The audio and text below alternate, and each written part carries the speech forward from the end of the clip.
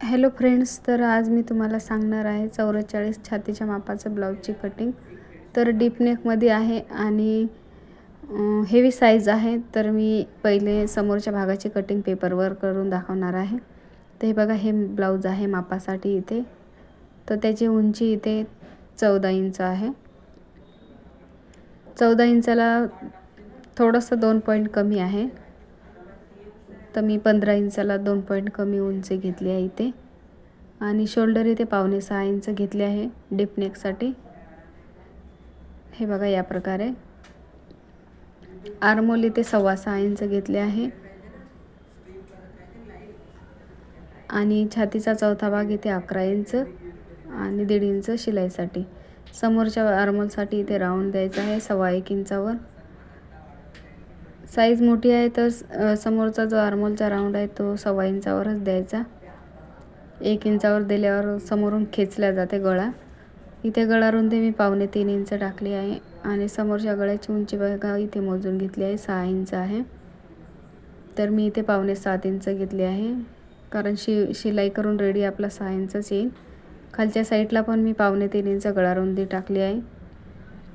आणि कटोरीसाठी 5 इंचावर मार्किंग केलं आहे गळ्याचा.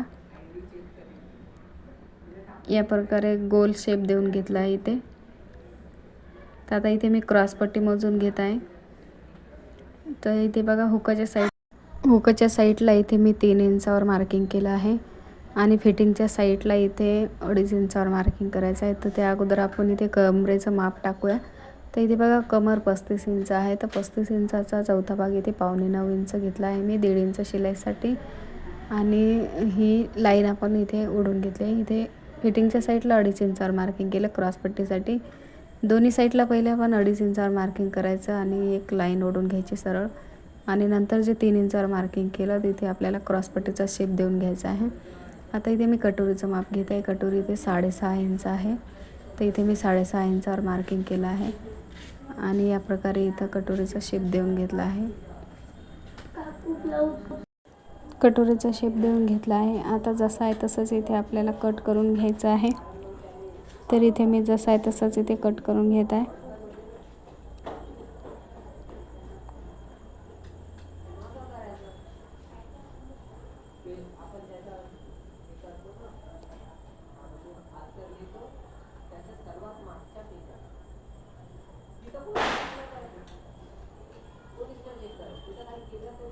हे बघा, या पद्धतीने इथे कट करून झाला आहे. आता कटोरी आपल्याला दुसऱ्या पेपरवर वाढवून घ्यायची.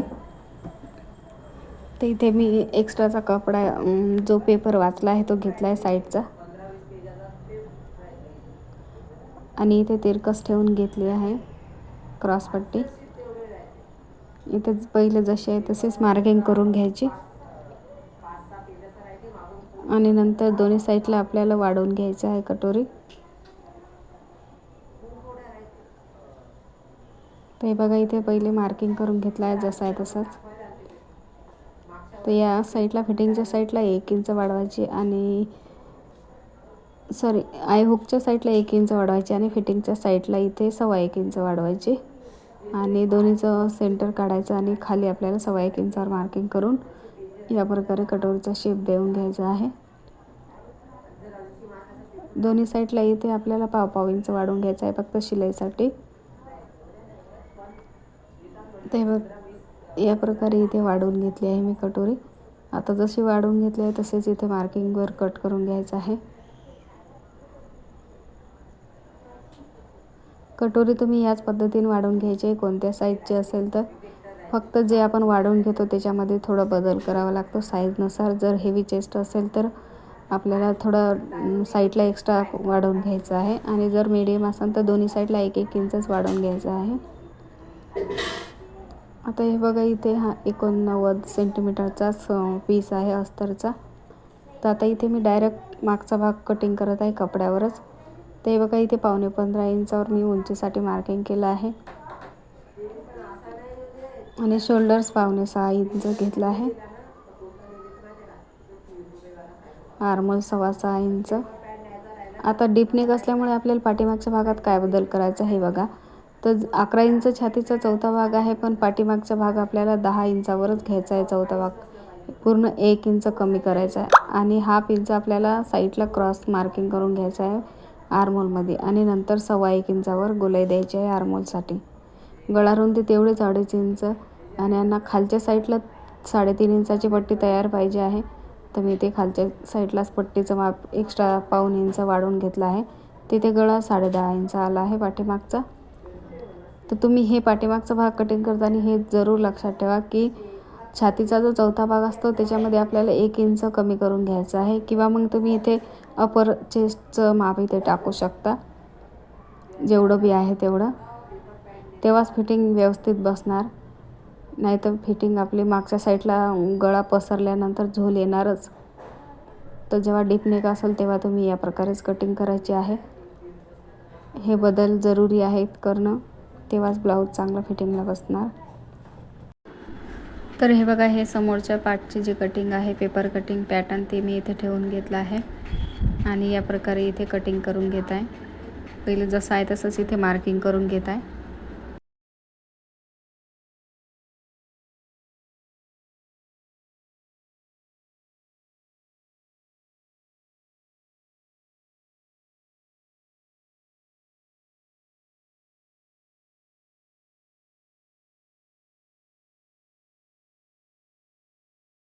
तर हे बघा, इथे क्रॉसपट्टीचा जे पॅटर्न आहे आपण पेपर कटिंग केलेला तो इथे ठेवून घेत आहे आणि खालच्या साईडला 1/2 इंच वाढवून घ्यायचा आहे आपल्याला समोरच्या भागासाठी. तर इथे क्रॉसपट्टी आपण अस्तरच्या कपड्याला जॉईंट करणार तेव्हा इथे शिलाईसाठी आपल्याला एक्स्ट्रा. आता हे बघा, इथे बाईसाठी मी दुसरा कपडा घेतला आहे, थोडासा मॅचिंग आहे त्याच कपड्याला. तर इथे 9.5 इंचाची बाही आहे, तर मी इथे 10 इंच मार्किंग केलं आहे आणि खालच्या साईडला इथे बाहीची कॅप हाईट आपल्याला 3.5 इंचावर टाकली आहे. बाहीचा दंडगेर इथे 5.5 इंच आहे आणि 1.5 इंच शिलाईसाठी ठेवून इथे बाहीचा शेप देऊन मार्किंग करून घेतला आहे आणि हे कट करून घेतला आहे या प्रकारे.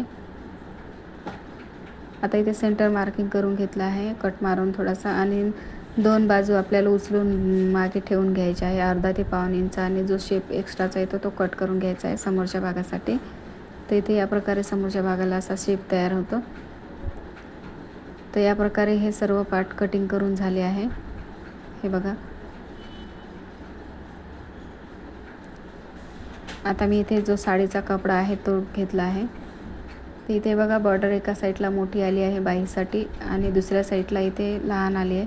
तर इथे बाहीला आपल्याला कमी पडत आहे कपडा, तर इथे दोन्ही साईडला इथे जॉईंट करावं लागणार आपल्याला दुसरा कपडा. तर पहिले इथे सेंटरमध्ये ठेवून इथे कट करून घेतला आहे आणि दोन्ही साईडला आपल्याला नंतर जॉईंट द्यावा लागणार शिलाई करता वेळी. आता इथे पाठीमागचा भाग ठेवून घेणार आहोत आपण अस्तरचा. या प्रकारे सर्व पार्ट इथे ठेवून घ्यायचे आहे आपल्याला आणि अस्तरचा कपडा जो मेन कपडा आहे त्याच्यावर ठेवून कट करून घ्यायचा आहे. या ब्लाऊजच्या स्टिचिंगचा व्हिडिओ मी लाईव्हमध्ये घेतला आहे, तर तुम्ही लाईव्ह व्हिडिओमध्ये चेक करून याचा जो स्टिचिंगचा आहे तो बघू शकता. हे बघा, आता इथे पॅटर्न इथे ठेवून व्यवस्थित बरोबर आपल्याला बसवून घ्यायचा आहे आणि कट करून घ्यायचा आहे. आता इथे कटोरी ठेवून घ्यायची आहे आणि साईडला जो एक्स्ट्राचा कापड आहे तिथे क्रॉसपट्टी ठेवून घ्यायची आहे, म्हणजे आपलं ब्लाऊज एकदम बरोबर तेवढ्या कापडामध्ये आपल्याला ॲडजस्ट करून घ्यायचं आहे या प्रकारे.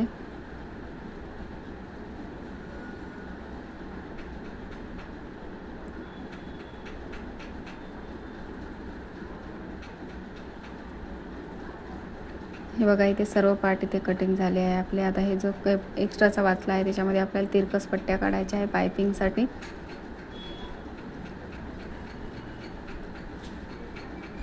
ते इथे मी जेवढ्या तिरकस पट्ट्या निघल्या तेवढ्या इथे कट करून घेतल्या आहे पायपिंगसाठी. तर तुम्ही याच्या शिलाईचा व्हिडिओ नक्की बघा, लाईव्हमध्ये आहे सेव्ह. आणि या व्हिडिओमधून जर तुम्हाला काही फायदा होत असेल तर माझ्या व्हिडिओला तुम्ही लाईक करा आणि माझ्या चॅनलला सबस्क्राईब करा. असेच नवीन व्हिडिओ मी रोज अपलोड करेन. धन्यवाद.